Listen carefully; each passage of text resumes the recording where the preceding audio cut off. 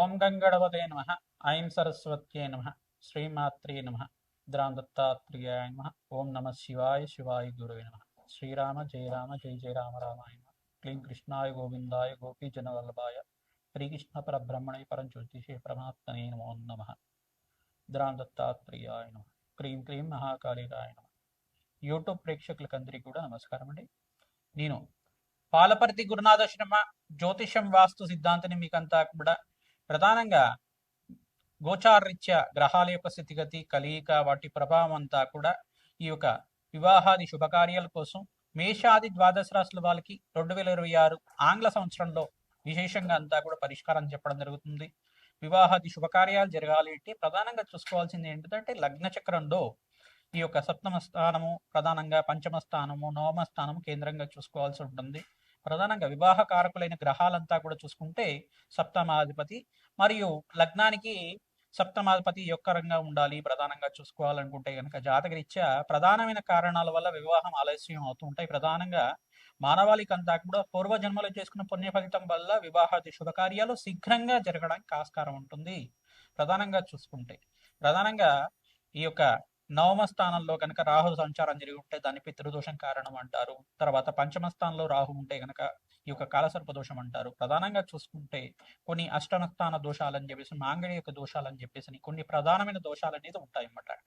దానికంతా కూడా జ్యోతిష శాస్త్ర ప్రామాణికంగా మీకంతా కూడా తంత్రశాస్త్రంలో అంతా కూడా చెప్పడం జరిగింది. ప్రధానంగా ఈ యొక్క జ్యోతిష కారకత్వంలో ప్రధానంగా గ్రహాల యొక్క కారకత్వంలో అంతా కూడా ఈ యొక్క శుక్రుడు బృహస్పతి అంతా కూడా వివాహానికి కారకం అవుతుంటారు. ప్రధానంగా చూసుకుంటే అంగారకుడు కూడా వివాహానికి కారణం అవుతుంటారు. చంద్ర భగవానుడు చంద్రబలం కూడా యోగకరంగా ఉండాలి. బృహస్పతి అంగారకుడు మరియు శుక్రుడు చంద్ర భగవానుడు సప్తమాధిపతి ఏ లగ్నం అయితే ఉందో లగ్నానికి సప్తమాధిపతి యోగకరంగా ఉండాలి. అష్టమ స్థానంలో ఈ యొక్క పాపగ్రహాల యొక్క కలయిక లేకుండా ఉండాలి. ఈ యొక్క కొన్ని గ్రహాల యొక్క స్థితిగతి సంయోగం అనేది పాపగ్రహంతో పాటు సంయోగం లేకుండా ఉండాలి. గ్రహస్థితి అంతా కూడా చూసుకుంటే జన్మ జాతకం ప్రకారంగా మీకు వివాహాది శుభకార్యాలు జరగడానికి ఆస్కారం ఉంటుంది. గోచారీత్యా కూడా గురుబలం చేకూరుతుంది అనమాట. గోచారీత్యా గురువు అంతా కూడా యోగకరంగా మంచి శుభస్థానంలో యోగకరంగా ఉంటాయి కనుక శీఘ్రంగా వివాహాది శుభకార్యాలు జరగడానికి ఆస్కారం ఉంటుంది. ప్రధానమైన కారణం అంతా కూడా చూసుకుంటే మాంగళిక దోషం అనేది ప్రధానంగా కారణంగా చెప్పడం జరుగుతుంది. అంటే మాంగళిక దోషం అనేది అంగారక దోషం అంటారు దాన్నంతా కూడా. ఈ అంగారక దోషం అనేది విశేషంగా మీకంతా కూడా జాతకరీత్యా ఎవరికైతే కనుక అంగారకుడు ఈ స్థానంలో ఉంటే కనుక దోషకారిగా ఉంటాడు. ప్రధానంగా వివాహాది శుభకార్యాలు ఆలస్యం అవడానికి అంతా కూడా మాంగళిక దోషం ఆలస్యం అవడానికి ఆస్కారం ఉంటుంది. అదొకటి కారణం మాత్రమే. అదొకటే కాకుండా పితృదోషము స్త్రీ శాపము పితృదోషం అనేది మాతృమూలకమైన పితృదోషం కానీ ప్రధానమైన దోషాలంతా కూడా ఉంటాయి. దీనికంతా కూడా కారణంగా చెప్పడం జరుగుతుంది. పూర్వజన్మ చేసుకున్న కర్మశేషాన్ని అంతా కూడా అనుభవించే విధంగా ఉంటుంది. కావున కర్మఫలతాకన శనీశ్వరుడు అంతా కూడా మీకు ఆ కర్మదోషాన్ని నుంచి నివారణ అవ్వడానికి అవకాశం ఉంటుంది. ప్రధానంగా దానికి పరిష్కారాలు కూడా ఉంటాయి. ప్రధానంగా చూసుకుంటే శ్వేతర్క కళ్యాణం అని చెప్పేసి అంటారు. అర్క కళ్యాణం అని చెప్పేసి అంటారు. ప్రధానంగా జిల్లేడు చెట్టుకి కళ్యాణం చేయించడం అనేది ఉంటుంది. తర్వాత కుంభ వివాహం అని చెప్పేసి ఉంటుంది. అశ్వత్థనారాయణ కళ్యాణం అని చెప్పేసి ఉంటుంది. ఇటువంటి పరిహారాలంతా కూడా ఆచరించడం వల్ల శీఘ్రాతి శీఘ్రంగా మీకంతా కూడా వివాహాది శుభకార్యాలు జరగడానికి ఆస్కారం ఉంటుంది. మేషాది ద్వాదశ లగ్నాల జాతకులంతా కూడా మేషాది ద్వాదశ రాశుల జాతకులంతా కూడా ప్రధానంగా మీకు వివాహాది శుభకార్యాలు జరగాలి అంటే కనుక శీఘ్రంగా జరగాలి అంటే కనుక సుబ్రహ్మణ్య స్వామి కళ్యాణం అంతా కూడా ఆచరించడం వల్ల శీఘ్రాతి శీఘ్రంగా వివాహాది శుభకార్యాలు జరగడానికి ఆస్కారం ఉంటుంది. ప్రధానంగా జాతకరీత్యా ఉన్న దోషానికి ప్రబలంగా ఉందా లేదా చూసుకోవాలి. ఏ స్థానంలో దోషం అనేది ఉంది దానికంతా కూడా దోష స్థితి అంతా కూడా ఏ రకంగా ఉంది, యుతి అంతా కూడా ఏ రకంగా ఉంది, ఏ గ్రహాల యొక్క సంయోగం వల్ల ఈ యొక్క దోష ప్రామాణికం అంతా కూడా నిర్ధారణ అయింది అనేది జ్యోతిష సిద్ధాంతాలతోటి మీరంతా కూడా నిరూపణ చేసుకొని తత్పరిహారార్థం అంతా కూడా ఆచరించడం వల్ల శీఘ్రాతి శీఘ్రంగా వివాహాది శుభకార్యాలు జరగడానికి ఆస్కారం ఉంటుంది. ఈ యొక్క విశేషాలంతా కూడా ఈ ఎపిసోడ్ లో చెప్పడం జరుగుతుంది. మేషాది ద్వాదశ రాశి వాళ్ళు ప్రతినిత్యం కూడా గోమాత సేవ చేయండి. తద్వారా మీకంతా కూడా వివాహాది శుభకార్యాలు జరగడానికి ఆస్కారం ఉంటుంది.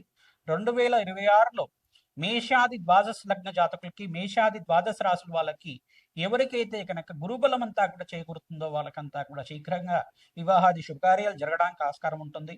అందరికి కూడా వివాహాది శుభకార్యాలు జరగాలని చెప్పి ఆశీర్వాదం చేస్తూ జగన్మాత అనుగ్రహం వల్ల అతి శీఘ్రంగా వివాహాది శుభకార్యాలు జరగాలంటే ఎటువంటి పరిష్కారాలు ఆచరించాలో ఈ ఎపిసోడ్ లో చెప్పడం కుంభరాశి కుంభలగ్న జాతకులకి 2026 ఆంగ్ల సంవత్సర ఫలితాల్లో భాగంగా వివాహాది శుభకార్యాలు జరగాలంటే కనుక ఎటువంటి పరిష్కారం ఆచరించాలని చెప్పడం జరుగుతుంది. ప్రధానంగా కుంభరాశి జాతకులకి బృహస్పతి అత్యంత శుభుడుగా పంచమ స్థానంలో మార్పు జరిగి ఉంది. ప్రధానంగా షష్ఠ స్థానంలో కూడా అంగారకుడు ప్రధానంగా యొక్కరంగా ఉండాలి. జాతకరీత్యా మీకు ప్రధానంగా జన్మ జాతకమే ప్రధానమైన జాతకంగా ఉంటుంది. కావున బృహస్పతి ఉచ్చస్థానంలో మార్పు జరిగినప్పుడు షష్ఠ స్థానంలో అంతా కూడా అత్యంత శుభంగా ఉంటుంది. మీకు వివాహాది శుభకార్యాలు జరగడానికి ఆస్కారం ఉంటుంది. వివాహ యోగం కలగాలి అంటే ప్రధానంగా మీకు అంతా కూడా జన్మ జాతకమే ప్రధానమైన కారణంగా ఉంటుంది. జాతకరీత్యా ఎటువంటి ప్రతిబంధకాలు ఉన్నాయి అనేది అంగారక దోషం ఉందా, లేదు మాంగళ్య దోషం ఉందా, పితృదోషం ఉందా, ఎటువంటి దోషాలకు అంతా కూడా కారణమవుతుంది. స్త్రీ శాపం అనేది ఉంటుంది. ఆ దోషం వల్ల వివాహం ఆలస్యం అవడానికి ఆస్కారం ఉంటుంది. వివాహాది శుభకార్యాలు జరగాలి అంటే ప్రధానంగా సీతారాముల కళ్యాణం అంతా కూడా ఈ యొక్క పౌర్ణమి వేళల్లో కానీ, పునర్వసు నక్షత్రం ఉన్న వేళల్లో కానీ, ఏకాదశి తిథుల్లో కానీ వివాహాది శుభకార్యాలు జరగాలి అని చెప్పేసి ఈ సంకల్పంతో సీతారాముల కళ్యాణం అంతా కూడా తరచుగా ఆచరిస్తూ ఉండాలి. తద్వారా వివాహాది శుభకార్యాలు జరగడానికి ఆస్కారం ఉంటుంది. రోహిణి నక్షత్రం ఉన్న వేళలో ప్రధానంగా మీరంతా కూడా ఈ యొక్క శ్రీకృష్ణ పరమాత్మ ప్రీతికరంగా రుక్మిణి కళ్యాణం అంతా కూడా ఆచరించడం వల్ల వివాహాది శుభకార్యాలు జరుగుతూ ఉంటాయి. ఆరుద్ర నక్షత్రం ఉన్న వేళల్లో మరియు మాస శివరాత్రి వేళల్లో అంతా కూడా శివపార్వతుల కళ్యాణం అంతా కూడా దేవాలయ ప్రాంగణంలో చేస్తూ ఉంటారు. పుణ్యక్షేత్రంలో అంతా కూడా ఆచరించడం వల్ల వివాహాది శుభకార్యాలు అతి శీఘ్రంగా జరగడానికి ఆస్కారం ఉంటుంది. మాంగళ్య దోషం అనే దోషం ఉంటే కనుక, అంటే అంగారక దోషం అనేది ఉంటే కనుక మీరు ప్రధానంగా చూసుకుంటే కుంభ వివాహం కానీ, శ్వేతర్క కళ్యాణం కానీ, ఈ యొక్క కదిరి వివాహం కానీ వివాహాది శుభకార్యాల కోసం పరిష్కారం ఆచరించడం వల్ల సుబ్రహ్మణ్య శాంతి పూజలు ప్రధానంగా సుబ్రహ్మణ్య స్వామి మూలమంత్ర సహితంగా జపము హోమాది కార్యక్రమం ఆచరించిన వాళ్ళకి అతి శీఘ్రంగా కళ్యాణ యోగం అవడానికి ఆస్కారం ఉంటుంది. ప్రధానంగా శుక్రుడి ప్రీతికరంగా మరియు బృహస్పతి ప్రీతికరంగా జపము హోమాది కార్యక్రమాలు బృహస్పతికి, శుక్రుడికి, శనీశ్వరుడికి, మరి రాహువుకి, సూర్య భగవానుడికి, అంగారకుడికి జపము హోమాది కార్యక్రమాలు ఆచరించిన వాళ్ళకి వివాహాది శుభకార్యాలు కూడా శీఘ్రంగా జరగడానికి ఈ సంవత్సరంలో అత్యంత శుభంగా ఉంది కుంభరాశి జాతకులకి. ప్రధానంగా ఈ యొక్క ఎవరైతే గనక గోమాత సేవ తరచుగా చేస్తూ ఉంటారు, బొబ్బర్లు మరియు శనగలు, మినువులు, కందులు అంతా కూడా నానబెట్టినవి గోమాతకంతా కూడా తరచుగా నివేదన చేస్తూ ఉండాలి. ఈ యొక్క పచ్చిక, తెలగబండి, గ్రాసము, అరటి పండ్లంతా కూడా నివేదన చేస్తూ ఉండాలి. తద్వారా వివాహాది శుభకార్యాలు జరగడానికి ఆస్కారం ఉంటుంది. కూష్మాండ దానం అనేది దానం చేసుకుంటూ ఉండాలి. తద్వారా వివాహాది శుభకార్యాలు జరగడానికి ఆస్కారం ఉంటుంది. ప్రధానంగా మీకంతా కూడా దత్తాత్రేయ పుణ్యక్షేత్రాలంతా కూడా దర్శనం చేసుకోవడానికి ప్రయత్నం చేసుకోండి. వివాహాది శుభకార్యాలు జరగడానికి ఆస్కారం ఉంటుంది. బగలాముఖి శాంతి హోమాది కార్యక్రమాలు, ప్రత్యంగరదేవి శాంతి పూజలు, ప్రధానంగా కన్యాపాశుపత హోమాది కార్యక్రమాలు కానీ, వరపాశుపత హోమాది కార్యక్రమాలు కానీ, కమలాత్మిక దేవి మూలమంత్ర సహితంగా జపము హోమాది కార్యక్రమాలు కానీ ఆచరించడం వల్ల అతి శీఘ్రంగా కళ్యాణ యోగం అవడానికి ఆస్కారం ఉంటుంది. శ్రీమాత్రే నమః. మేషాది ద్వాదశ రాశుల వాళ్ళకి ప్రధానంగా చూసుకుంటే గోచారీత్యా 2026 ఆంగ్ల సంవత్సర ఫలితాల్లో భాగంగా అన్ని రాశుల వాళ్ళకు కూడా వివాహాది శుభకార్యాలు జరగడానికి గ్రహాలంతా కూడా యోగకరంగా ఉండాలి. జాతకరీత్యా గోచారీత్యా కూడా ప్రధానంగా బృహస్పతి, శుక్రుడు, అంగారకుడు, శనీశ్వరుడు, ఈ గ్రహాలన్నీ కూడా బుధ భగవానుడు, ఈ గ్రహాలన్నీ కూడా వివాహాది శుభకార్యాలకి కారణమవుతుంటారు.